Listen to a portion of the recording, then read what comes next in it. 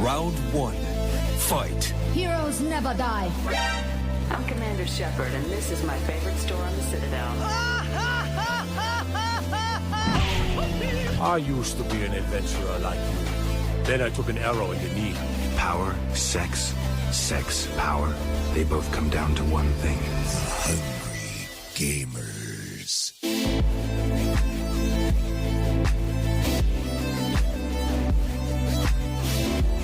Hello everybody and welcome to episode 113 of The Hungry Gamers, powered by 8-Bit and Audio-Technica. I am, of course, your favourite host. The only host that really matters on this show. I know that there's another one every other week these days, but really you come here for me, I think. I am, of course, Brendan 8-Bit, and I am joined today. I'm joined today by my two favourite co-hosts, Mr. Nato J, who is at I Know Nato, and of course, Mr. Jono Peck at Jono himself. G'day, gents. How are we? What's going on? Doing great after that goddamn There's not a good intro if you're not bagging out on Brendan. You have to. Like, this is here's the peek under the curtain. My intro to You Game Bro is an actual, like, a dig at Brendan as well, because he calls himself the humble host, so I call myself the beautiful and humble host. Because the beautiful and humble host. It's just that one little more, but I think he needs to be humbled a little bit after the little soiree everyone had for him on the weekend. Right. You guys, he's like, oh, people will fly across the country to see me. I am Brendan 8-Bit. You won't hear me talking smack about the boss. I will. Sorry. He's a piece of shit. He's the worst boss I've ever had. Fucking hat. Of course, if you're listening to this episode, you're probably wondering why you got an episode 2 days after the last one. That episode featuring the three of us and Brendan himself, that was recorded like late last week, I think. That was like the 11th or 12th. A week before today. Yeah, a week before we were recording today. And then I think the party was just too crazy. Brendan doesn't know how to like handle himself in party environments. He just gets too far. He goes too far. So he went on a 6-day bender, finally got around to editing the podcast, and now everyone's heard it. I thought it was a great ep, by the way. It was really great. It was a banger of an app. Let's give ourselves a pat on the back. He's been in Melbourne as well, so I guess we'll give him a bit of slack for that. Yeah. Cut him a bit of slack. That's why he's not here now. Is that right? Yes, I believe so. Right, interesting. Is he catching up with you at all while he's down there, Jono? No, he caught up with Jack Cruz, Cruzy_mate. Ooh, favourites. He's playing Melbourne favourites. Yeah. Tuesday. No, well, I was invited, but I've got so much to do, and I've been away so much lately that had to pass on catching up with him. I just seen him. It was fine. Yeah, I just got away from him. I have a great Brendan Melbourne story. It was before all of the 8-Bit stuff. Fame ever got to even. his head. It was he was a different person back then, but he was still in like the game, like the like he's a business development manager. He was down there for some awards or something, and I was living in Melbourne, and I'd been trying all week to get a hold of him. He just wasn't free. He was out all night with clients every night. Anyway, eventually, he's like, it's the last night he's there. He's like, come to the Crown because we've got a whole bunch of industry people here, but it's fine, open bar, just come. So I go to the Crown Casino. I have like $13.50 to my name for some reason. I was super broke. Yeah. And he's like 3 sheets to the wind already, surrounded by all of his colleagues. Like, this is a work event for him. And he just drags me in. He says, oh, your name's like blah, and you're also one of my like clients. So just pretend for the night. So that whole night, I pretended that I was some kind of security vendor or something. Yeah. I ended up meeting and befriending all of his colleagues. And I pulled the most ballsy move in my life at the bar. I was at the bar with like 4 other people that he works with. And we were getting like a huge round of drinks. And I thought, just to be the good guy, I'll pretend to get it. Like, I'll offer to get it.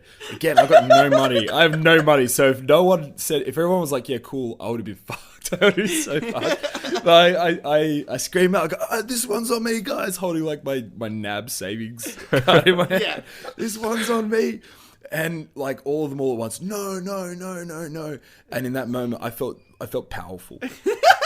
I felt so powerful. Oh, that is great. I feel like I was so anyway, thanks Brendan for that fantastic night. I hope you're having another belter down there in lovely Melbourne, the home of AFL. Yes. Anyway, so this is PAX and the home of PAX too. Very good. This is a video game podcast though. I don't know if we've said anything about that so far. Probably not. No.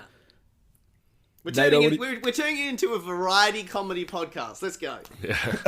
Brendan's not here to stop us. Let's just tell funny stories the whole rest. We'll just do bit characters towards the end or something. Nato, what have you been up to this week, mate? Well, yeah, I've been in Brisbane. Only got back like yesterday-ish, so I haven't been up to much. I did, but on the plane. I don't know if we're segueing into games, but I'm doing it anyway. You can't stop me. Okay. I'll try to get it to games eventually. Okay, I'll stop cool. talking. Now, if anyone knows where I live in Perth, and like Brendan now lives up in Brisbane, so I had a good 6-hour flight to finally test out the Switch capabilities on a plane. So I finally got to play some Octopath. I've owned that game since it came out, and I've not had time to play it, and finally have I got to play the full game, and Lord, he heard our prayer when Final Fantasy VII came out, and it was a terrible game, and no game has ever been good since Final Fantasy VI. Boo. And so Wow. Square, Boo you. so Square sat down in their boardroom, and they're like, how do we reach these children? And they're like, let's go back to the ball and make a good Final Fantasy-esque game again. And God bless, here's Octopath. It is such a good game. I love it so much. What role did you take when you first ran it through? I got the Hunter. I took the Hunter first. I know everyone hates on the Hunter because she talks in very Shakespearean words and stuff like that, but I really love her. She's awesome. You get to summon pets. You get to capture other creatures in the world and use them as summons during the game, during battles and stuff like that. And who have I recruited so far? I've gone down and got the Thief. Yep. Thief's really cool. You can use him outside of battle. His ability to steal things off NPCs. So you can either use that to get key items, or you can use it just to farm loot so you can sell them. And then I've gone and got Primrose, which is the dancer. All right. Yep. Yeah. How bad is it? So when Ali played, it's as bad as you thought. Yeah, it's as bad as Ali explained. Like, her backstory is heavy and hard, and she's definitely a prostitute. It's not even really. It goes there. What's the rating on the game? Well, like, they hint around it, but I've seen a screenshot later where she runs into, like, somebody that works in a burlesque house and stuff like that. And she's like, yes, honey, I am a prostitute and stuff like that. And it's just like, wow. Oh, okay. Yeah. Okay. Yeah. I just wanted to verify that because I feel like sometimes, you know, Ali sees things that maybe aren't there. She wants the world to be what her mind kind of perceives it. Big anime titties and stuff like that. Yeah. So, but you know, like, her special ability is a lure, which you literally allure a person to join, like an NPC to join your party. And like, the way they teach you in like the tutorial section is you seduce a rich businessman to take him to the back room. And yeah, who knows what happens in the back room to get some extra cash. Yeah. There was some seedy stuff in Final Fantasy VII as well with Don Corneo, but they kind of dance around the specifics of what exactly is going on. Yeah. That specific scene in Final Fantasy VII is so... It is, you're right. It's exactly the same thing, but you don't even know it. Like, you, as a kid and even as an adult playing that game back a few years ago, it didn't register to me just kind of how seedy that scene really is. And I think it's because of the graphics. That's what I put it down to. I just think the graphics... And the music and stuff, like, it's so fun. And, like, so cartoony. Yeah. Maybe if it just stayed in 2D kind of graphics, it would have been better, you know? Okay, maybe. You what is it? So I'm gonna just. I don't usually defend Final Fantasy VII because I don't know. I'm never in the position where I have to. I guess. Yeah. But like, why don't you like it? It's 7 is kind of the point where they deviate off being a fantasy game and start to become more of a like a sci-fi. You're saying high than fantasy. You're like high fantasy. Yeah. Yeah. Yeah, where they start going in more to sci-fi and stuff like that. I appreciate. What about 9? Huh? What about 9? 9's not a good game, so. Oh man! Wow. Who invited this guy? I'm sorry, like I'm super like 1, 2, 3, 4, 5, and definitely 6. 6 is like cornerstone of like storytelling, villains, everything. I would argue that 6 is kind of where it really starts going sci-fi. No. Oh, you do get the mechs. Or and stuff steampunk, like that. yeah, true. Steampunk's probably a better way of describing it. Yeah. All right, so Yeah, Octopath's real good. It takes like what was good about 6. Like I've sort of joked it's like 6v2, but it's not really. It does go its own Octopath, and like yeah. I hate the name. I don't like the name. I don't like the way you did it. Air quotes when you said Octopath. Well, there is a reason because like you have 8 characters, you have 8 paths. It's not a linear game as well. Yeah. Like where you can go do characters A chapter 1, and then you can go do everyone else's chapter 1, and then you go do his chapter 2, or you can just do chapter 1 and then like power level to get to chapter 2. So like you can do everyone's story in a non-chronological order. It's like so good rather than like following a Final Fantasy like start to finish kind of path. Yeah. Just on the name, I think Square have a really bad habit of like the names of their games are never quite. I feel like they never quite hit the mark. Like when they either rely on like bad portmanteaus like Octopath or Latin. They just go for Latin. And it just makes me cringe a little bit. But I think Octopath was actually supposed to be like just the project name for it. But then when like the demo came out and everyone was like, a whole bunch of people liked the name. And I genuinely like Octopath Traveler as well. So, and I think they just were like, you know what? We're not going to be like Xbox and change from Xbox Scorpio or whatever the original Xbox name to, and then make it stupid. Xbox One. God, dumb. It is dumb. It is dumb. That's what I mean. It can always get worse. They're all dumb, though. Is what I'm trying to say, Saleem. Octopath Traveler is a unique, memorable name. Yes. But it's not. I wouldn't say it's a good name. Yeah, thank you. Okay, all right. Good. I'm glad I'm getting some support here tonight. Yeah. But Octopath's real good. Everyone that likes any of that, like either JRPG, Final Fantasy, any of those kind of games, should definitely 100% check it out. It is amazing on the Switch because, yeah, you can plug it into your TV, play it on there in beautiful, crisp 1080p, or you can take it on the go, which is like where I find JRPGs shine a lot more and why I like something like Persona 4. I mean, yeah, Persona 4 over Persona 5 because I had the ability to not be stuck to my couch playing it. Because all those games have that grind in them, and if you can sit in bed and grind away, it just gives that game just a little bit more ease on things. So, yeah, if you got a Switch and you haven't got Octopath, you're fucking up. That's what I'm saying. It's gonna be. It's my game of the year. It's like it was what I'm trying to say. Buddy, jeez, really, game of the year roll. In July. Yep, so far. Okay, all right. Jono, can you steer us back to sanity?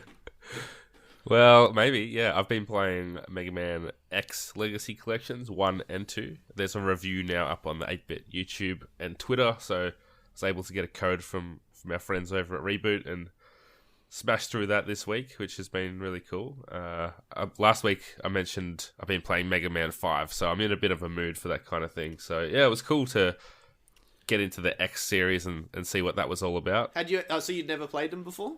No. I mean, I'd played a bit of the first one on the SNES Mini when that came out, but only like a couple levels and that kind of thing. Did you get through all of them? In both collections, or have you played just like a select few out of each for them? I mean, it's only been a week, mind you. Yeah, it's only been like 5 days or something. So I played the introduction levels to each one, all 8, and usually a few levels after, or at least one, just to get a sense of what the game's how they differ from the previous ones, and it really is an interesting case of being able to see the evolution from 1, 2, 3, 4, 5, 6, and then 7 was on the PS2, and they went completely 3D and weird, and then 8 again with the 3D backgrounds. It lost its way a little bit with that, and they were the only two that weren't really received well when they originally came out, and I had the same experience. Yeah, I was reading an interesting article about it yesterday about the two Mega Man collections, where it was actually a review of all 8. It wasn't your review though, and it was much worse in fact than your review. But it talks about how 5 was meant to be the series end, and then 6 went ahead, was greenlit completely without the series creators' involvement at all. It was just greenlit by Capcom, and it just went ahead. And it seems like the whole Mega Man series took a bit of a dive after that point. Didn't quite know where it needed to go. Doesn't it really end with is it 8 where it returns back to 2D? So they go 3D for a while. They really experiment with 3D. It does go to 2D, but there's 3D backgrounds and all the character models are 3D. Right. Yeah. Interesting. Yeah. Cool. Yeah. So that review's up. Check it out. It's a video. It's about 4 minutes. It'll give you the lowdown on whether you're a newcomer to Mega Man or a veteran Maverick Hunter. You'll get the gist of what's going to come out of this. There's a lot of things that they've added, whether it's an enhanced graphics mode to smooth out some of those pixelated character models. There's some really cool challenge modes where you can fight 2 bosses at once in a timed challenge, which is cool, especially if you're someone that likes a bit of punishment. Because these games are pretty hard. The old Mega Man games were hard, but I think these ones might be even trickier. I think what are they going for? It's $40 at the moment. Yeah, so Australian dollars, it's 40. It's 60 for the 2 as a bundle, or you can get each for 30. I think. Right. Okay. Cool. Okay. Bit of a nostalgia hit there, if you're interested. Yeah. I want to throw it back to Nato J for a moment. Did you have any Mega Man history? Absolutely zero. Same. Me neither. Yeah. I have absolutely nothing to touch on here. Yeah.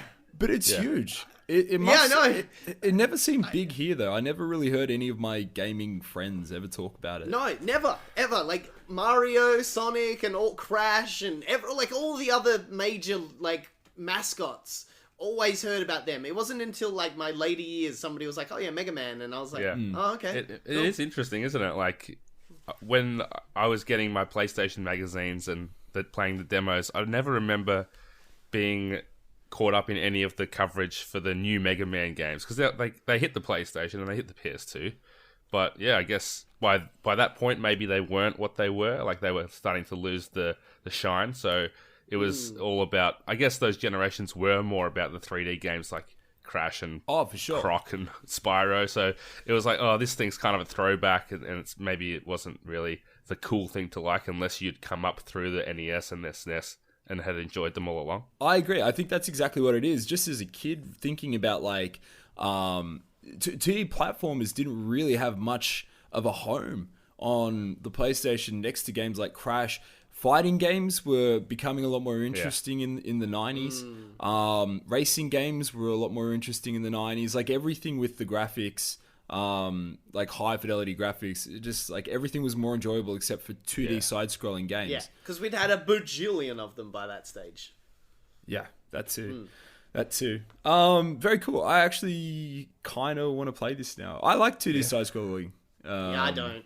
Games. So I probably won't go back. No, where everyone was hyping on Celeste, I was just I can see that it's an amazing game. It's so just I don't give a shit about 2D platformers anymore. You're so alternative, Nato. That's what I like about you. You're a gaming bad boy. No, I just played a ton of them as my kid, and nothing has changed with them to be I want to go back. I want to play the next big massive thing that's new, not go back and play 2D platformers. I think they have changed. I think they've become way more They're more puzzles. accessible. Yeah, and something like Celeste or Super Meat Boy, it's that constant failure that I love. In Mega Man, if you die, you have to go back to the start of the level. So Sorry? I've still just got to jump from platform to platform. Yeah. No, it's not. No, you are oversimplifying it. I think you're right, Jono. Like it is actually a lot harder now, and I think because there's so much control over movement, like you've got a greater control over your sprite's movement on screen. You can actually do a lot more interesting things. Yeah, that's true. And also they are like again like I think of games like Inside, where it's long maps with almost nothing in between, and then you get stuck and you're like, why am I stuck here? And then you have to go back and forth. Yeah, I don't know. People are doing more interesting things with them now. Yeah. And I feel like they have a lot of room for some really cool art styles. Like like Shovel Knight's one of my favorite games the last 5 years. That's so cool. I love Shovel Knight. And like they've always got these 2D platformers, always have awesome soundtracks. Celeste has like an amazing eclectic mix of soundtracks. It's so good. Did you would have to have the Shovel Knight trophy, right? Like Platinum? Platinum, yeah. No, it's so hard. Like you have to play the whole thing without dying and what? All kinds of stuff like that. It's pretty much impossible to do without like cheating, where you like reset the game if you die. And it would just be, I see. Yeah. I see. I know I see. Tom Marshall has that plat, so I've always looked at it with Jealousy? just bewilderment. Yeah, well, jealousy, but also just like it wouldn't be worth it to me to put myself through that. So last week we talked about The Last of Us.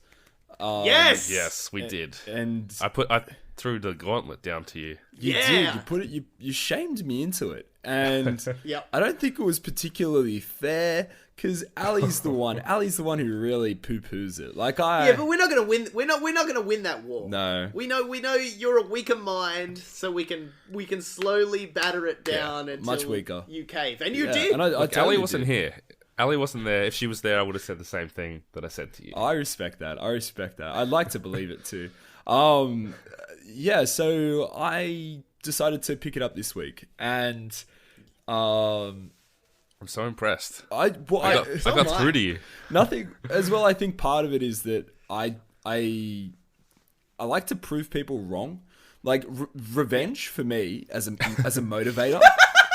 Best motivator. If I've got something to prove, or if I can I don't know, gain, it's a power thing. I don't know. I just feel like if you prove someone wrong, it just. All right, I'm gonna throw something out here. Have you got a Wii U? No. Or Access? Fuck. No. Have you got a Switch at least? No. Fuck. Don't worry then. I was gonna throw a gauntlet at you and say you weren't can't. gonna play I can't. a game. I can't deal with all the gauntlets at once. Let me get through this one first. So yeah, but I look. I just want you to play Pokken Tournament. Oh, I I want to played see it. what I played it. Yeah, what did you think? I thought it was interesting. Just a quick. Okay, that's I all thought I it was need. interesting. Instrument. Yeah, All right, go back to Last of Not Us. for me now. though. Okay. Anyway, The Last of Us. So this is where I'm up to at the moment is basically I've just met Ellie and we're just outside sort of the city, the zone limits, and we've just been confronted by the two military officers. This is like How was the start? well, this is my second time doing this bit. I did start it about I want to say it's like 2 years ago, maybe a year and a half ago. So I've already done this bit. I know kind of what happens up to a point, and then I forget where I got up to. So I didn't want to just pick it up from there. I wanted to start again, just so it's all fresh. And the introduction is amazing. I really paid attention this time around, and it's like it just grabs you in the heart. And it just kind of yanks. It just yanks a little. It doesn't rip, it just yanks.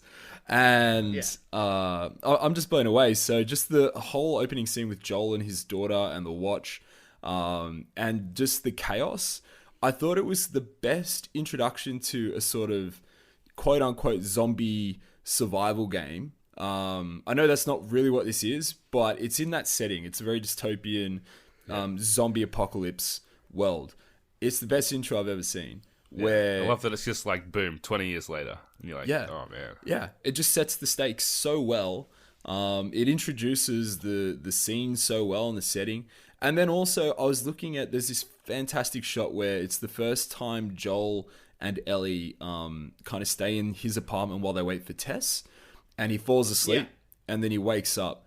The cutting on that alone is great, like great editing in this scene. But he turns and he sees Ellie just kind of sitting by the window. She's sort of silhouetted against the night sky, and it's raining, and it's just beautiful. It's just Nato. It's beautiful. It's how It's beautiful. I'm so glad you're playing this tear-jerking. game, Saleem. It's I'm tear-jerking. so glad. I know, like Like- this is the game that got me to go looking for a secondhand PS3 so I could play this game. And she's a badass. Ellie's a badass. Yeah. And Yep. Tess is a badass. And I don't know where this goes. I don't want anyone to confirm it for me, but I'm pretty sure Joel lives because there's a reference to Ellie's old man in the Last of Us 2 trailer. I don't want you to tell me though, because I reckon maybe it's not. Maybe it's someone else who gets introduced later. They don't actually. How do you know they don't actually find her original parents? Exactly. That's what I'm wondering. Yeah. Yeah, it could be anyone. Could be anyone. So anyway, I think I'm gonna keep talking about this game like intermittently. I don't know how long. I can't just smash it. No, savor this game. I just don't have the time. Yeah. I don't have the time. And Even also, if you yeah, did, I really want to savor this enjoy game. it. Yes. But while I'm talking about it and I'm hot for it, I think it's worth mentioning that you, Jono, have done a fantastic article talking about your personal experience with this game and how it shaped your view of parenting. Yeah. It is. There's an article on IGN.com, just a little known website out there. Cheeky little And plug. yeah, it's about my, I guess, the way that I view, the role between Joel and Ellie, but also between Lee Everett and Clem in The Walking Dead, and just experiencing through those, avatars, this sense of, wanting to protect this child and wanting to see the best for them. And that was something that I hadn't got through TV or film. It was through playing these games that I sensed that for the first time and really connected so much with those characters. Yeah. Go and check it out. It came out, I think it was sort of, is the word syndicated best to use there? Or is it, like, when was it published on IGN? It would have been like... 6 weeks ago, maybe 2 months ago. 2 months ago? Have a look for it.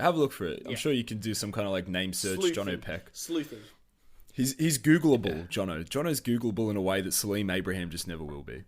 The other thing I did this week, I won't touch on this for too long, but the World of Warcraft Battle for Azeroth pre-patch was deployed last week, which means, last Tuesday. So apparently it broke the game.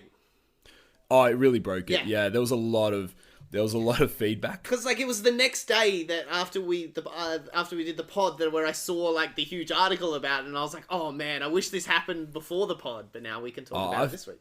I feel for those devs. Like they were working. I think the stat was something like they were resolving like 20 bugs an hour every hour for forever. And like some of them were server specific, and some of them were across all servers. But it's it's huge. It's such a big change to the game, and I don't fault Blizzard at all. It's not a really critical time for the game at the moment. Pre-patches, because they've had this like beta that seems, because like I swear Saleem has been like, I'm not fucking sorry, Chinglish has been like streaming the beta for like the last months. Yeah, it's been open for a while, but isn't that like the whole point of a beta, to like beta test? Yeah, it is, but what you're sort of neglecting as well is that you haven't, like, just because you're using it, like, in any form of software testing, just because you're testing in a different environment, it doesn't necessarily mean that you can just copy and paste the code and it's going to work perfectly. Yeah. And that's what they're discovering now is through regression, they missed a lot of other things. Like, there was some weird shit happening. Like, I was getting... things that I would one-shot, like little monsters I'd one-shot, it was taking me like 20 minutes to take them down. It was so frustrating. Jesus. But anyway, that's irrelevant. There was some issues, but it's kind of a lot better now. The first Battle for Azeroth quest line kicked off this week. So the Horde have finally invaded. They want to take the World Tree. It's a real exciting time to get some fresh new content. It's not a lot, but it's just enough to kind of give you a bit of a taste of things to come. They've also got the new PvP mechanics in there as well. So, like, back are the days of just getting absolutely ganked out in the world. Oh my god, that's what I'm genuinely looking forward to with classic WoW, like that old school ganks. It sucks, man. I'm just trying to like do my mining and my herbalism, and I'm just getting pumped. And people mustn't have like a lot of like they must have nothing but time on their hands because they just stick around. Yeah. Like they don't have anywhere to go. Anyway, so that's happening, and I'm loving this whole thing. By the way, I love the flavor of this expansion where it's like it's war, it's conflict. You have your own team again. For a while, it's kind of felt like you're just one united front as Horde and Alliance, but now it's like no, we're enemies. So yeah, maybe that's where like the ganking spirits come back as well, is why these people are hanging around. They're just like, fuck yeah, we're on different sides again. When I become like super geared at 120, you're like, gonna do the same level, thing. Oh, I'm gonna be awful. Yeah, I'm gonna be awful. Because it's like again, it's revenge is a great motivator. So this, I believe, is really it for our games. Let's jump into the news. This week's news headlines. And a couple of like quick little tidbits that I saw earlier this week. So have either of you ever played Eve? Eve Online? Tried to. Yeah. No. Tried to. Are you familiar with it, Jono? I know it's one of those games. It's hardcore MMO. Yeah, it's one of those games that I stay away from. Like World of Warcraft. Oh, WoW has nothing on Eve in terms of complexity. Eve is full on. So you need to you have ships, and the perks and the traits of those ships, like you get them over time. Your lifetime isn't long enough to get them all. Like it's crazy. Yeah. And it's a game that's been made famous over years because it's got it's got huge battles. Crazy, like there are historic EVE Online battles that make news headlines, and two, there's often money associated because of I don't know the ins and outs, but they've been quite relaxed with how they let people kind of buy and trade on EVE Online, so there's often like money involved. So earlier this week, there was a 4,000 player battle that just lasted hours at something, I forget the name of what it was called. It was some kind of like fort stronghold thing. They reckon the battle line, the front line of this battle spanned across the entire EVE universe. It was ridiculous. Jesus. 4,000 people. Like, forget your 100-man battle royales. 4,000 people got off their ass and decided that they were going to have a go, have a crack. At the same time. At the same time. Is there footage of this? I'm sure there would be tons of footage. There's tons of it. Yeah, there would be on YouTube tons of footage. And this isn't even the biggest one they've ever done or ever had. Isn't that remarkable? No, there was that one where like I can't remember the names, but where somebody had betrayed somebody and switched sides. So then like through honor, they had to take them on, but they knew they were smaller than the other four, so then they hired like a shit ton of mercenary groups and stuff like that, and then the other team started hiring mercenaries, and then it just, I remember it was like a couple of $1 billion worth of ships, like real world billions. Oh, billions or millions. I think, I can't remember. I wouldn't even go into the millions. Really, I reckon maybe thousands, hundreds of thousands, tens of thousands maybe. I think... I'm looking it up now. Look up the highest price. Revenge is a bitter sweetness. Yeah, that's it. Succumb to the evil, my friend. While you do that, a little bit of something that every Deadwood fan has been waiting for ever since season 3 saw the end of Deadwood. Its premature cancellation of the series. The Deadwood movie got greenlit. This isn't gaming news, but I saw this and I was just like, I've been waiting for this. I'm so excited. They've talked about this for so long. Yeah, it's so good. Ian McShane and Timothy Oliphant get to chew the scenery again in the Wild West. So obviously you don't. Have you seen it before, Jono? No, mate. Yeah, but Red Dead Redemption 2 is coming out soon, so it's kind of gaming related. It's thematically consistent. You should watch it. I think you'd really enjoy it. Season 1 and 2 are fantastic. Season 3 is good, but it's just they have to end the show. I've heard good things. It's one of HBO's best. Yeah. Cool. All right. So next item on the agenda, Paladins is now free on the Switch. Yeah, I'm gonna probably grab that. Yeah. Are you a Paladins guy? No, but it's free. Okay, wait. I hear you. This one is kind of cool. Have either of you played a little indie called Stardew Valley? No, tell Yes, me about it. indeed. I can't get into it. I couldn't get into it either. I can't get into it. I couldn't do I've it. played. God. I've played like 25 days, and I'm just like, what is this game? I don't Is that understand. it? You haven't even got out of the first. No, because I'm just like, it's not fun yet.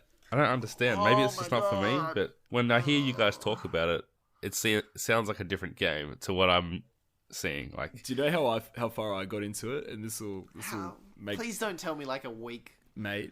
So you start off and you have to clear your farm. There's all this debris and wood and stuff all over the paddock. No, dream. And I got halfway through that and I was like, fuck this. I'm not. It's too big. It's way too big. I don't have time to go across that paddock up and down every time. you don't have to clear the whole thing at once. Yeah, you don't have to clear the whole thing. You only have to clear enough to just plant like 4 plants. So there's the little scene before that where it's not quite an in-game scene, and you have to click on a deed somewhere on you. I forget even what it was. It was like your grandfather's farm, and he's dying, and he had a deed. So it took me 5 minutes to realize I had to click on the deed. I did not. It sounds like you played it for about an hour. Yeah. I did not like this game. But multiplayer. I've tried, yeah. Ali, Brendan, come back. I need yous. I've talked to Brendan about it. You guys talk about all these characters in the town, and I'm like, I couldn't name a single person in the town. I can't tell them apart. How do you get to know them? I just don't understand. You talk to him every day like you would normal people. You know what? I talk to them, and they say like one thing, and then it's like, come back tomorrow. And it's like, how am I supposed to learn your personality if I have to say one sentence to you every day, and there's 20 of you or 50 of you? Because you got to give them gifts, and then you got to like. Yeah, okay. Oh my god, See, there's they don't cutscenes. explain this to you. It's all just like figure it out. Yeah, exactly. We're I don't have adults. time for that. It's called a guide. Just use one. So Maybe. Stardew Valley, its multiplayer is right around the corner. It's right on our doorstep. So it is coming on August 1st. The multiplayer mode to the Hollow Knight, just before Hollow Knight, you know what I mean? Like the indie game that was super successful. It was huge. You couldn't swing a cat without hitting a story about Stardew Valley for like months. It was killing me. The hype got me. Yeah, It got you too. it got us all. So in multiplayer, look, again, I don't obviously know too much about it. I think you can marry your friends now, and you can hang out with them on your farms. Yeah, that sounds fun. Yeah, so there you go, Nato. You and Ali or you and Brendan can get hitched and live the dream on the What's farm. the idea? I'm Is it loyal. like, I'm loyal to Penny. I love her so much. what's the deal though? You just like, here's my farm, have a look at it. Cool. No, Yeah. you guys like build a co-farm together. Right. Right. Yeah. Okay. That sounds kind of cool. Yeah, it's absolutely awesome. Like everyone has their own little huts and stuff. Because like the beta's been out on PC for a while, so I've been watching a lot of people play that, and it looks absolutely amazing. That sounds immediately more enjoyable than just single player, though. Yeah, But this is not. This is not my game. It's almost like multiplayer is better in everything. No. Harken back to last week. I'm willing to admit that this game is. It's not. I'm not calling it a bad game. Just not my cup of tea. Dream. Yeah. I'm gonna get when multiplayer comes out. Me and you are gonna sit down. We're gonna have a nice cup of tea next to us, some Tim Tams, so we can do some Tim Tam slams, and we're gonna have a good hard session of fucking picking fruit, selling them, making It just love doesn't to the sound beautiful fun. people in the town, going mining, finding out what's happened with the wizard, finding out what's happened to old Ben, Sounds awful. unlocking I met the wizard. sauna. Yeah, I just met the wizard. That's how far I am. Yeah, you can meet the wizard on the first day if you go find him. Well, okay. 25 days. I'll look. I promise you, I'll do it. How about that? Yes. Like seeing No, as I I'm bet opening you up you my. won't. I'm opening I'll up bet my. you you won't. Why? What are you talking about? I started playing The Last of I Us. bet you won't. No, I don't. I'm a I man don't of my think you'll do word. it. I've just come out I here don't bearing think my you will. soul today, talking No, about The I'll do it to Last spite of you. Us. Just to spite, do it. just to spite Yeah. Jono. Now, well done. He knows what he's doing too. The son of a bitch. Look at his face. Look at his little white face. You're so white. You're so pale. Go and see the sun. Get out of the mines. All right. Next item on the agenda. Fallout 76 beta. Yeah. Is this something everyone in this podcast may be or may not be interested in? Let's start with Jono. The game, yes. The beta, no, because I think it requires a pre-order, which I'm not really about that life. It does. And, You just do the Amazon pre-order that you can fully refund. yeah. I don't know. It seems like too much I'm effort. going to get the game. It's not a question of that. It's just, I don't know. I've got other stuff to play at the moment, so... And it's also, it's like it's coming out fairly soon. The beta, is it really a beta? It seems like a kind of a demo in the guise of a beta. Well, doesn't you it? get it a month early, so the beta's going to kick off in October. Just because you pre-order the game, it doesn't actually guarantee you a ticket in the beta anyway. It's a random draw. Yeah, they're doing a random draw. So you get a redemption code with the pre-order. You sign up on their website. They do a random selection based on the pool of applicants, which apparently will grow over time, so they'll add more people over time. But it's like, that's in October. The game comes out November 14, I think. I'm putting a PSA out there from NATO. I don't know what I'll do for a beta key. So, just put that out there to our audience. It's up to you. Use your imagination, people. Yeah. But I'll do some things for a code. So hit me up. NATO J. I know NATO on Twitter. But I'll do things, I'm good with my hands Freaky things. and tongue. He's a dancer. Yeah. Do you think this is basically to make sure that the game can handle the Yes. servers and... Well, hopefully, it'll be hopefully that's what it's for. Yeah, it'll be a bit of that. It'll be just probably power testing, like power levels of weapons, and and the nuke thing. Like the nuke thing's really interesting. How characters, I love how it. people interact with that, and apparently it's like super easy. Yeah, apparently it's not for like attacking people. It's like for setting up areas, and like everyone gets like an actual huge warning in that area when a nuke's gonna be hit that area, which is just it's more than enough time to get out of that area. So I don't think the way people took it as like it's like, oh, I think they were just kind of joking around on the E3 presentation where like you can nuke your friends, but like people took it real seriously, and now they're like, oh no, like nuking areas is for another mechanic in the game. It's not for like attacking people specifically. It's meant to really radically change the sort of the environment and or make accessible particular areas of the map, like mining in a way, like mining underground. You get access to different areas. I think it's going to create just higher level enemies and stuff like that. I think that's the idea. Right. Better loot. Interesting. Kind of like the dark zone in the Division or something. Like that's where you go to really get into it. And I think, I mean, you could probably target a friend's base or something. Like if they've got their settlement, you could blow that up. Oh yeah. Which you could still mess with people that way. But yeah. I'm not sold on this just yet. I don't know why. Fallout for me was, I'm an Elder Scrolls guy. Fallout for me is kind of like, it's cool, but it's not really my thing. But I think I could have a lot of fun playing this game. I just don't know if I'd ever like get hooked on it the way that We'll see. other Fallout We'll get you. mad people will be. This, we'll see how it goes. It has potential to go either way. I think if they put a lot of depth into it and they put some environmental storytelling and some actual, somewhat of a discoverability, like some, not necessarily a campaign, but something to sink your teeth into, I think that could be really fun. But if it's just Fallout exploring with your friends, it might have a shorter lifespan to me. It seems very self-contained. Is that the right word I want to use here? Yeah. It seems small. The scale of it seems very small, particularly because you're working on 100-man servers. So it's like, it doesn't feel like it's got the. Although no, the map's I think they described the map as The map's meant to be huge. Yeah, it's supposed to be intensely big. Pre-order now. So I'm hoping that there's a lot of I'm hoping there's vaults and stuff to explore, and the usual kind of exploration storytelling that Fallout has. What's the best Fallout? 3, right? Probably New Vegas. Yeah. Wait, New Vegas? Yeah, for sure. You both of you? Yeah. I don't know. It's hard. I love all of them. Fallout 3 has a special place in my heart. If they all came out at the same time and had the same kind of technology, one wasn't built off the other, Fallout 3 is technically the best one of them all, because, Liam Neeson. But, like, Vegas has, like, the benefit of just completely using the engine of 3 and making it better, like, making shooting better, making like building off the problems of 3 and like getting rid of them, and then 4 is like the worst of them all. 4 wasn't good, was it? I loved 4. Like 4's had an really amazing good, time but like with 4. Yeah. 3's a better game technically. Like It's probably more memorable. I think there's some really great characters in 3, some bigger moments.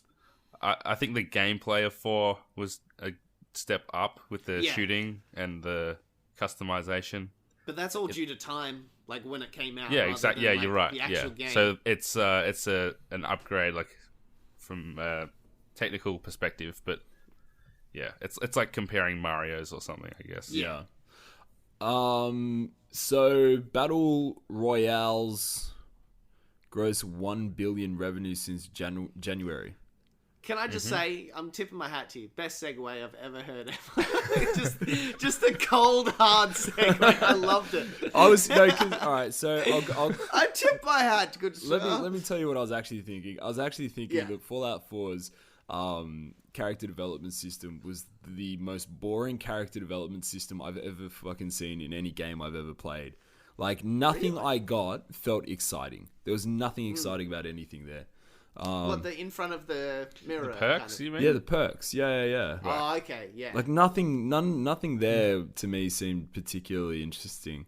No. But anyway, I didn't want to say that, and I didn't say that. I went into Battle Royales grossing 1 billion, and also I kind of started this through this. I don't think I added this in here, did I? I added it. Thank you. Okay, I was like, when did I do that? All right, Jono, lead the way. Yeah, I mean, this report came out, this super data research report, saying that Battle Royales this year, so I guess since January, they've grossed $1 billion, and they're expecting $2 billion by the end of the year. But the crazy thing, and that would be 12% of all digital games this year, but the craziest part is they're expecting next year $20 billion from Battle Royales. As in, like, all Battle Royale games will gross $20 billion. So, I think it was today I read, similar to this, Epic is now worth $8 billion today.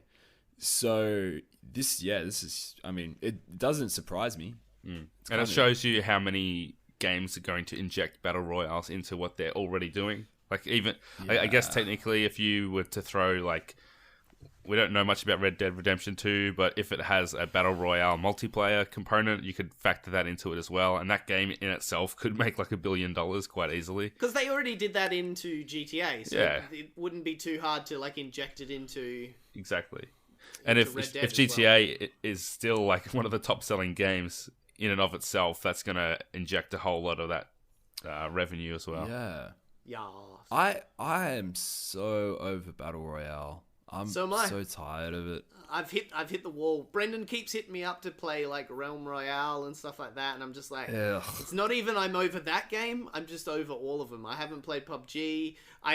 Everyone keeps telling me to come play Fortnite with them on the Switch now, but I'm just like, yeah. Like it's not even like I'm like don't want to play Fortnite anymore. It's like I just literally don't want to play a Battle Royale anymore. It's because you're a contrarian and you can't like something that's popular. That's it. I look, I've been liking Battle Royales a long time while it was popular. Video games bad boy. It's what I said earlier, man. He's just he dances to the rhythm of his own, beat of his own drum. So doesn't surprise me at all. What would really also not surprise me at all is if there is a huge hangover somewhere after 2019 for Battle Royale games. Because it's like, I've never seen any trend in gaming be so widely adopted. It's like phenomenal. Tacked on multiplayers were for the longest time, and then... What was it? Like tacked on multiplayer. Yeah. That, I mean, zombie modes. Zombie modes in first-person shooters were kind of a thing. But, like, this is ugly. I feel like it's going to be like it's going to jump the shark, and there's going to be a big game that comes out as a battle royale that's just going to fail miserably because it comes out at the wrong time, and they've probably put There's already a ton that have already. Yeah. Like, what's the one from bloody Cliffy B? Lawbreakers. No, the other one after Lawbreakers I don't that he know. made. Yeah. God, I can't remember what it's called. Somebody would name it, but it's dead now. It's fucking dead, that game. So, at E3, the PC showcase, the first Battle Royale game, I forget the name of it, but like, first of all, best E3 conference purely because they bring the devs up and do like one-on-one interview with them. And the first question this guy gets asked is like, it's like something along the lines of what's different about this game, what separates it. And he's like, well, you know, in the others you play 100, in ours you can play like 500. It's like, I don't care. Anyway, all right, cool. Let's all play Battle Royale after this. No. I've never played one. You never played one? Have you seen the film at least? Have you seen Battle I Royale? have, The yes. I remember watching that in like 2005. Yeah. If someone made that game, like, and you play as one of the characters in that game, that'd be a cool game. I think there was a game. There was a Battle Royale You can't game. have a game like that as kids. Like, maybe in Japan. In Korea? Yeah, you could. I guess like Danganronpa might be that kind of thing. I don't know. There's an example I want to use, but I don't want to spoil stuff. Okay. That's what I'll just say. All right. Well, you've Thanks for that, confused Nato. us all. Yeah, great contribution there, mate. All right. Look. There might be a part in a certain part of one of the people on this pod's game where you play as a child that does a lot of murdering. So. All right. Yeah, The Last of Us. Yeah. Or not a Stardew battle Valley. royale. I haven't really played through either. It could be either one of those, really, couldn't it? All yes, right. there could be. The village in Stardew just turns rotten and they start murdering each other. That would get me that'd be interested. great. Then I'd be really into it. So the last little bit of news here that we have, I like this one. Nintendo is suing two very prominent ROM distribution websites, Love ROMs and Love Retro, for making available Nintendo IP. So Nintendo games, ROMs, and BIOS as well. So I don't know about you guys, but in like 1990, or no, I'll say like in 2002, a very young Saleem Abraham was discovering the whole world of emulation, and it was good. his It's, parents were discovering the whole world of computer viruses. I was a freak. I was downloading every single game I could find that had like any keyword in it, like Digimon, Pokemon, like whatever. I was downloading them all. Yeah. Final Fantasy, all of it. I remember my brother playing, like, pretty sure it was in Japanese. He was playing some Pokemon game. Yeah. And it was the one where you would hold down a button and run faster and speed it up. And it was just because it was the new Pokemon game that hadn't come out most here ROMs. yet. Yeah. Actually, you could do that on. Yeah. But it's especially effective, useful in Pokemon. So Nintendo believes that these two websites get around 17 million hits a month. Man, I didn't know people were still into these ROMs. I would say it's Yeah. huge. I would say it's Yeah. huge. Because the original Galaxy, which before it was using like a Google store, it was like an Android store. You could download. I had an N64 emulator. I had a Game Boy Advance emulator, and I had like all my Pokemon games. I had Mario Kart 64 on my phone. It was fucking excellent when it was the Wild Wild West. Yeah, phones. and I would say like Nintendo's probably been the biggest victim of ROM downloading and BIOS. Like Game Boy, the Game Boy games, the Super Nintendo games, even like the 3DS and the DS. Like, do you remember the problems they had with the original Nintendo DS, where people could just get like a cartridge and just dump tons of games onto it, and then that's it. Yeah. So The DS one you still could as well. It was just when it got to the 3DS that they had, because of how they made the cartridges, it was hard to get a fucking fake. yeah, but you still found a way, didn't you, Nato? You little thief. Don't know what you're talking about. Definitely didn't. Bad boy of gaming. Definitely didn't use Game Sharks and stuff. So I wonder why they're going after these two websites, though, because I imagine there's like hundreds of websites like this. these would have to be the biggest. That's my assumption. Yeah, Love ROMs is I've used before.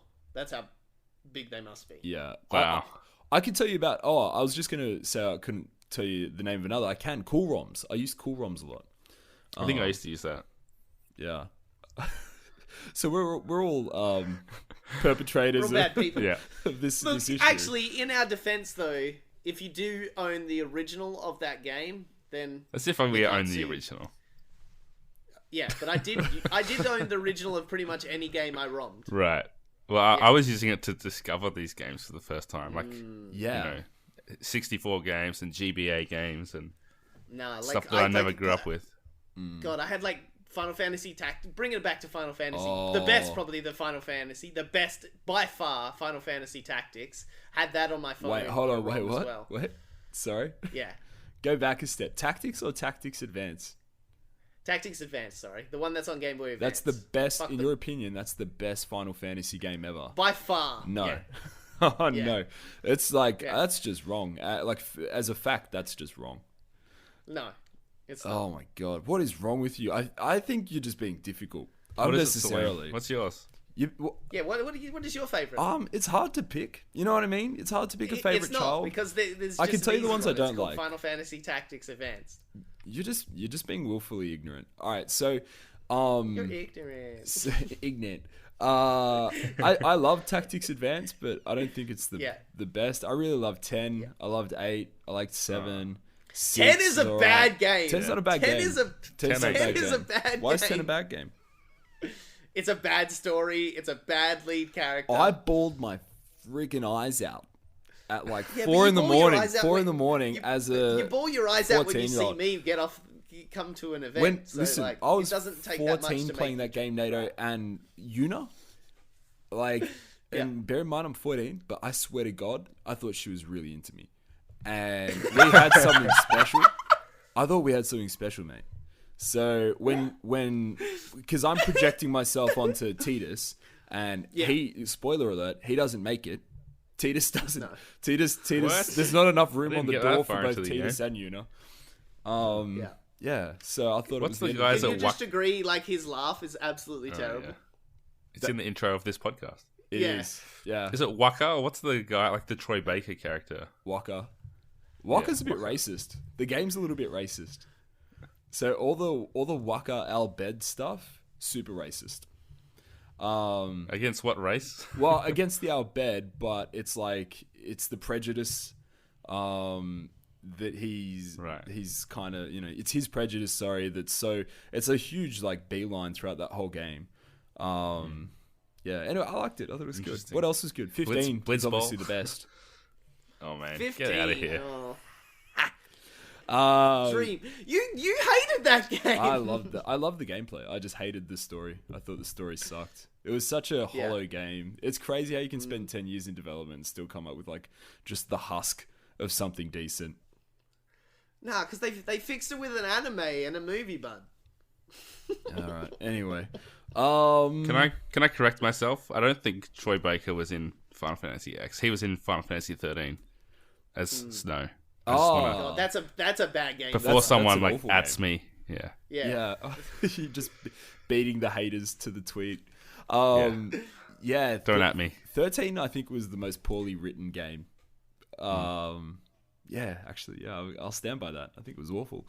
14's good. I like 14 as a multiplayer. Anyway, we're probably spending Play too that much time so on this. much. Yeah. You played it? Did you say? Or you hate No, I it? was saying people still play 14 so much. Like it's such a huge Twitch community. Yeah, weird cross promotion with Pizza Hut or late last year, though, where you could get the expansion if you spent $50 or more at Pizza Hut in Australia. Fuck yeah. Weird cross promotion. Very weird. Fuck, I have a Pizza Hut across the road from me. I finally could have got into that game. That one I'll say straight. Yeah, that's the only one I haven't played. 14, but it's not technically a Final Fantasy per se because it's an MMO and shit like that. Why do you still play them if you haven't liked any of them since? It's 6? very. Hold on. I just want to go back to his last point. It's very Final Fantasy. There is so much in Final Fantasy 14 that feels organic. Oh yeah, no, I meant it in that way, but I just meant how it plays. Like it's not a JRPG Nah, it's single an MMO. player. Yeah, it's WoW. Yeah. But yeah, I think Jono asked the question tonight. Why do you still play them? I'm hoping they will be good.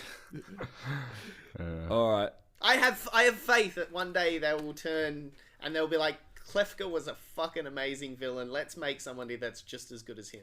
Question of the week comes from Callum Davison, who's a friend of the podcast from the Game Train podcast, partly based out of Melbourne, partly based, I believe, out of Queensland. Anyway, Callan asks, what do you enjoy about gaming? Not Final Fantasy past 7. I'll throw it to... I feel like we've heard a lot of negativity out of you tonight, Nato, so I'll throw it to Jono first. I want you to really think about your answer, Nato. Yeah. Really think about your answer. All right, Jono. For me, I think it's obviously it's a form of entertainment, but unlike TV and film or music, it's active, it's not passive, and you get to engage your mind in that experience of playing through a game and relaxing on the couch. And it's just, for me, it's an unwinding thing. Like, I feel like, playing half an hour before bed every night is always, like, I love it. That's a really enjoyable thing for me to do. But there's so many different kinds of games, so it's hard to really say one reason why you enjoy about gaming. But sometimes it's the story and being part of the story and making decisions in the story. Sometimes it's just a pure satisfaction of executing gameplay, overcoming something, like finishing a Mega Man game.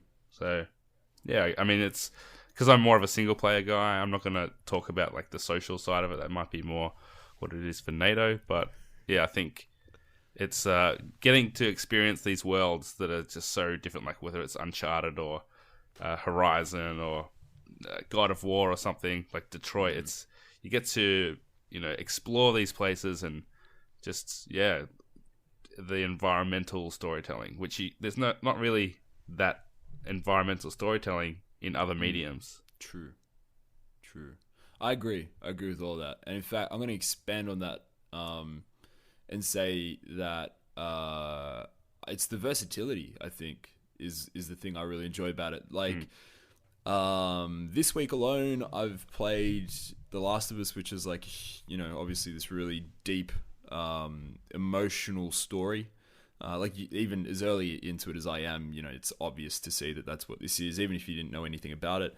But also this week, I absolutely flogged my little cousin in Tekken in a 2-hour bout, and that was purely just like 2 hours of the just blind competitiveness and rage and swearing, and it was great. And then I play WoW, and it's like my brain turns off, and I'm in this world, and I'm just doing this thing. And then you throw like VR, you look at puzzle games, like it's just so versatile. There's something in there for everyone, really, in gaming. I love that. I absolutely love that. And it's like whatever my mood is, I can change and do it, and it's great. Nathan? Hit me with it. Okay, there's two main things that I enjoy in gaming. The first one is the ability to do things that I'd never be able to do in my normal life. Like, fucking be a wizard shooting fireballs, and then next minute I put in another thing and I'm on a spaceship flying across the galaxy and stuff like that. There's just these things, even like being like an Indiana Jones and going exploring in a jungle or to the ocean depths, and just these things that I wouldn't be able to do in my normal life. Even if I dedicated my whole life to do certain things, I still wouldn't be able to achieve the levels you can do in game. Escapism. It's kind of why... it's kind of why I don't like sport games and stuff like that, because those things I can technically do in real life. Yes, I can't win the fucking World Cup, but I mean, I can go out and kick a soccer ball. Yeah, but that's like a fantasy fulfillment, like playing in the NBA or whatever. I know, but that's what I mean. Those things I can do in real life, but I can't like shoot fireballs, and I can't get on a fucking spaceship and go across the stars and No Man's things Sky. like that. Yeah, exactly. God, I'm actually excited to re-download that and get it. Dude, it's actually getting a lot of positive hype right now. It is. I know. It's getting a lot of really positive hype. I like it. I'm glad. Game of the year. Yeah. Game of the year. 2 years after it was released. And then the other point is like the social aspect of multiplayer games, where like even like Brendan, who runs this podcast, like I probably would have become like proper friends with him. Runs. Anyway, go on. Yes. Yeah, I probably wouldn't have become as good friends with him like as quickly as I did because me and him bonded over playing PUBG together. I got him into properly sat him into that game, and we bonded and had fun and realized we had more in things in common. And there's so many of my internet friends now. I have like a specific game that I'm like, oh yeah, I sat down with them and played with them. Like Ian, my co-host on the other podcast I'm on, the whole OK Beast network that they're part of is because they all found them together playing Overwatch, and they all bonded over that, and that's how they all became friends. And so much of like games and multiplayer these days and now like formed all these things, and like I don't see those things happening without video games. You know, an interesting multiplayer experience I had recently was I was raiding, and I was raiding in like a pug in WoW that I didn't know any of these people, and it was like a 4 or 5 hour thing. Like it was long. Far out. And they were all talking. All of them were talking on the Discord chat. And the whole time in my head, I was like, I fucking hate these people. Like, I just like their jokes, everything they were talking about, them as people. I just couldn't get there. But I really needed to finish that raid. Like, I really needed a bit of loot at the end there, so I stuck with it. And I love that. I was indulging in that kind of hatred, you know? I don't know if you ever do that where you're like, I don't want to be. Oh, yeah. Sounds you just evil. get really, I don't want to call it evil, but a human. It sounds human. Humans are evil. You can write in with your questions. This is I'm not going to say we're going to do one of these every week, but these are fun. These are kind of fun little ways to end the show. And we want more questions, so feel free to ask. Write in to us, hello@8bit.net. You can tweet your questions to us at weare8bit, or you can go to the Facebook page. You can message any of us directly. Nato lives somewhere in like Subiaco, so you can probably leave one in his letterbox. Write in. Jesus. How do you know where... because the goddamn footy, yeah. Wait, what? Do you live in... I was like, how did... You don't actually live in Subiaco, do you? No, okay. Subi's... Yeah, that's a northern suburb, but I don't live up there. Oh, right, okay. All right, I thought it was It's also a great guess. super expensive. Is it? Yeah, that's like inner Sydney kind of prices. Oh, boy. Yeah. Don't do it to yourself, No, you don't Subiaco. Move out west to the ocean. Where the skies are blue. So you can write in. Of course, if you have any... Actually, before we do the plugs, 2 things I just want to plug. So, You're doing well. Keep going. I'm crushing this ending. So, a good friend of ours, Joel Rennie, who is part of the 8-bit family. I Speak Giant. Never heard of him. May or Never may heard of not that kid. speak giant in the I Speaks Giants podcast. Joel's into... His character actually does. He says it in the first episode that his character speaks giant, and that's kind of where they got the name for the podcast. You know what else? Aside from being great at D&D, he's also into sea shanties, which are like the songs that sailors and pirates would sing. Like Assassin's Creed Black Flag. Yes. So he's decided he's going to start his own Sydney Shanty Club, which is... Inspired by Sea of Thieves? Sorry, what? It was inspired by Sea of Thieves. He inspired them. He's been doing sea shanties for a long time. He's been signing off generosity every year with sea shanties. It's nuts. Anyway. Yeah, but I'm pretty sure the inspiration to like actually form a crew. Are you trying to prove me wrong here in front of all of our listeners right now, Nato? I'm putting words. You're trying to get confrontational. That's what I'm doing. I'm gonna rise above and not give you the satisfaction of a shit fight right now. But after this podcast, just stick around because I've got a few things to say. Sydney Shanty Club, Wednesday at Spawn Point here in Sydney CBD. This coming Wednesday, which I believe is like I'm gonna say it's like the 3rd of August. The 1st. I think. Yeah. The 1st of August? The 1st. Thanks for that. John, this is why you're the best. Yeah.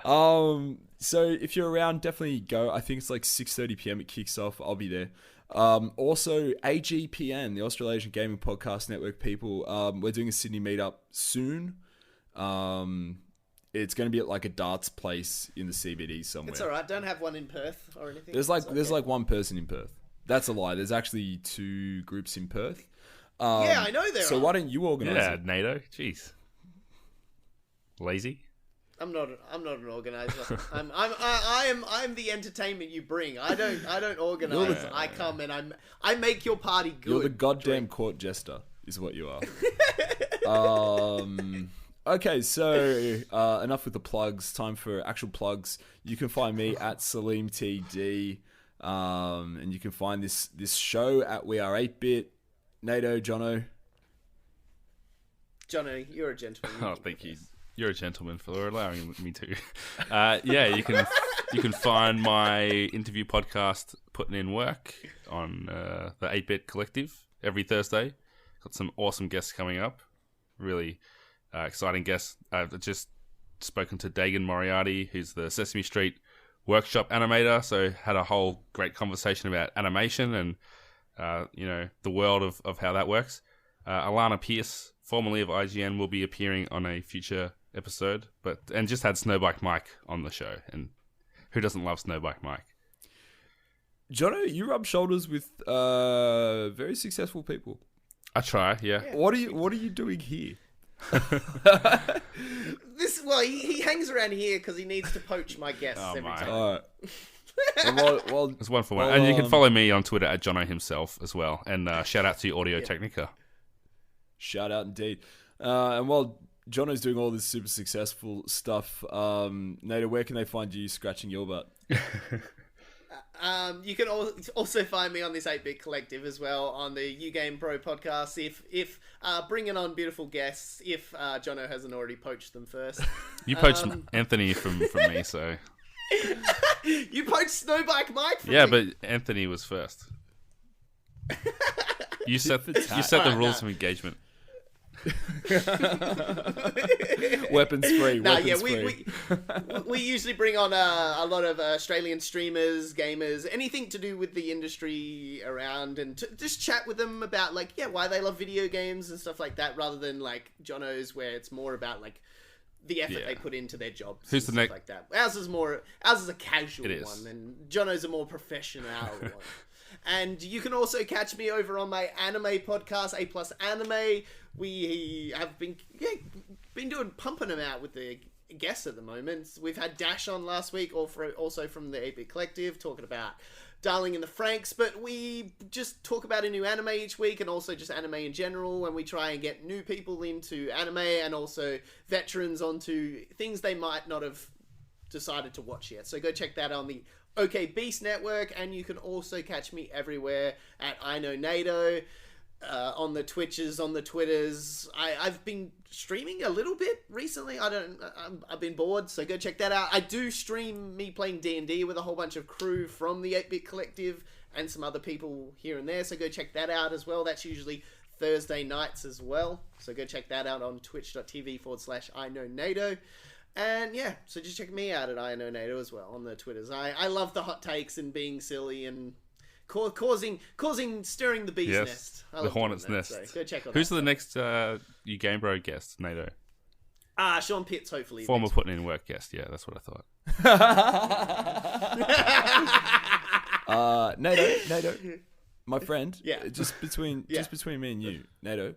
Yeah. Nato, can I play D&D? Can you invite me on? Fuck yes. Yes. These days? 100%. That's the whole reason I started the group that I am now. None of them had played D&Ds apart from one of them, and I love bringing new people into D&D. This is part of my 3-part plan, right? This is the upwards trajectory, right? I start there. Yeah. Yeah. Then next, I Speak Giant. No, next, You Game Bro, right? And you interview me. Right. Really? Yeah. And then once I get famous, what have you done? Tekken champion. What have you done to? What have you done to? Well, hold on. It's a 3-step plan. I was gonna say I Speak Giant. I do the D&D with you. I get semi-famous. Then I do You Game Bro, moderately famous, and then when I'm really famous, Putting in Work. Yeah, I like the plan. Damn! Just a stepping stone to Putting in Work. I'm just joking around. I'd be honoured to come on your show though. So anyway, look, that's been us for another week. Next week, I think I don't know who's on next week. Ali's not back next week. Ali's still away. We miss you, Ali. Yeah. God damn it, this show's got a PG rating now. What's going on? And Brendan's probably going to be back. So anyway, until next week, much love. Stay hungry. You've been listening to The Hungry Gamers, one of many gaming and geek culture related podcasts from the 8-Bit Collective over on 8bit.net. Check out more episodes on your podcast service of choice. And while you're there, please be sure to rate and subscribe. Until next time, boys and girls, stay hungry.